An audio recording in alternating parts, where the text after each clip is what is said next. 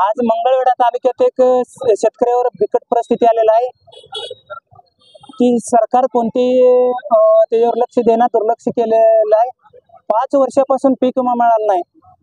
बोशे मंडळा सोबत मंगळवेढा तालुक्यातील सर्व मंडळात अशीच परिस्थिती आहे.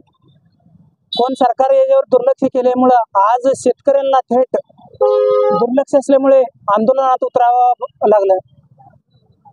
ह्या आंदोलनाला सरकार मान्य केलं पाहिजे. पाठपुरावा करून देखील सरकार याच्याकडे दुर्लक्ष करत आहे. आमच्या पाठपुराव्यामुळं आज आम्ही आंदोलन करत आहे. या आंदोलनाला सरकारनं मान्यता दिली पाहिजे. जर दुर्लक्ष केलं, जर 2019 पासून आजपर्यंत बोशे मंडळात पीक विमा मिळाला नाही, त्याच्या संदर्भात मग आम्ही वारंवार पाठपुरावा केले तरी देखील आमच्याकडे दुर्लक्ष केले. त्यांनी सरकार काय देऊ आणि आम करू तम करू यांचं आश्वासनच आम्ही ऐकून आम्हाला बास झाले, पोट भरले. म्हणून आज आम्हाला लास्टच्या पायरीला आंदोलनामध्ये उतरावं लागलं. आमचं म्हणणं सरसकट सगळ्यांना पीक विमा द्या. एखाद्या वर्षी एखाद्या सालात वगळं तर आम्ही काही एवढं भाग घेतलं नसतं. 18 पासून आजपर्यंत 6 वर्षाचा पीक विमा मिळाला नाही म्हणून आम्हाला ही आंदोलनामध्ये उतरण्याचा वेळ आला. आणि काही शेतकरी क्लेम सुद्धा केलेला आहे. क्लेम करून देखील त्यांना सुद्धा मिळत नाही.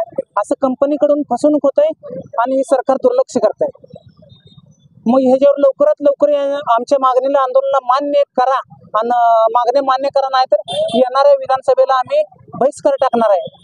आणि सर्व शेतकरी मिळून एकाही उमेदवाराला आम्ही कुठल्याही मंडळातून फिरू देणार नाही, हे बी त्यांनी लक्षात घ्यावा.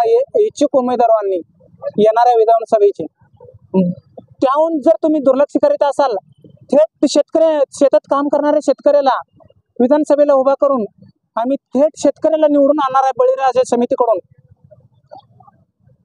शेतकऱ्यांचा उमेदवार झाला, निवडून आला तर शेतकऱ्यांची कामे होतील आणि विधानसभेत आम्ही थेट शेतकऱ्याला लावून देणार आहे निवडून.